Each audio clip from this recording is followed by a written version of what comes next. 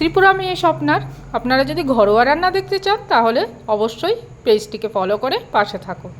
আজকের থালিটি অতীবই সাধারণ কিন্তু ভীষণই একটা সুস্বাদু রেসিপি আছে এখানে, বিয়েবাড়ি স্টাইলে কাতলা মাছ। সেই রেসিপিটা তোমাদের সঙ্গে শেয়ার করব বন্ধুরা। চলো কথা না বাড়িয়ে কাজে আসি। প্রথমে একটা সিক্রেট মশলা বানিয়ে নিলাম কাতলা মাছের জন্য। এই মশলার মধ্যে রয়েছে কাজু বাদাম, জিরে গুঁড়ো, হলুদ গুঁড়ো, পেঁয়াজ, রসুন, আর রয়েছে আদা, শুকনো লঙ্কার গুঁড়ো আর টক দই আর গরম মশলা দিয়ে বেটে দিয়েছি। প্রথমে মাছগুলিকে ভেজে নিয়েছিলাম আগেই, তার মধ্যে আলুগুলিও ভেজে নিয়েছিলাম। ফোড়নে দিয়েছিলাম গোটা গরম মশলা আর জিরে দিয়ে ভালোভাবে মশলা কষিয়ে একদম জলটাও আবার দিয়ে দিলাম। দিয়ে তারপর এর মধ্যে নুন দিয়ে দিলাম স্বাদ মতো, দিয়ে ভালোভাবে কষিয়ে নিচ্ছি। যত কষানো হবে তত স্বাদ বাড়বে। বাড়িতে কাতলা মাছ আসলেই আমার মেয়ে বায়না করে একটু বিয়েবাড়ি স্টাইলে করো তো। এইভাবে আপনারা করে দেখবেন, ভীষণই সুস্বাদু হয়েছিল। সত্যি সেদিনের থালিটা আমার দারুণ লেগেছিল। আপনাদের কাছে কেমন লাগলো এই রেসিপিটা অবশ্যই কমেন্ট সেকশানে জানাতে ভুলবেন না বন্ধুরা।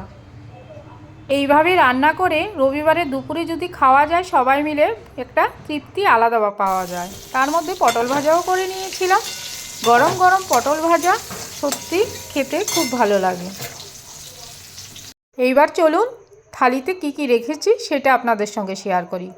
গরম গরম বাটি চাপা ভাত, সঙ্গে দুটো পটল ভাজা, আর রইল একটা লেবু, সঙ্গে আছে কাঁচা লঙ্কা। আর তারপর যে আমি মাছটা রান্না করেছিলাম সেটা সার্ভ করে দিচ্ছি। দেখুন কতটা সুন্দর হয়েছে, গ্রেভিটাও দারুণ একটা ফ্লেভার বেরিয়েছে। এইভাবে আপনারা বাড়িতে রান্না করে খেতে পারেন, সত্যি আশা করি ঠকবেন না। দেখুন গ্রেভিটা স্ট্রাকচারটা কতটা সুন্দর হয়েছে।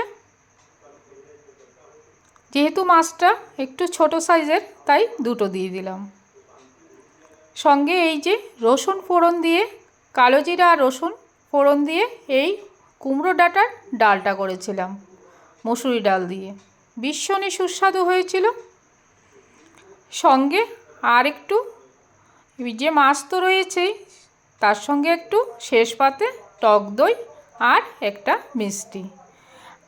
থালিটি আপনাদের কাছে কেমন লাগলো অবশ্যই কমেন্ট সেকশানে জানাতে ভুলবেন না।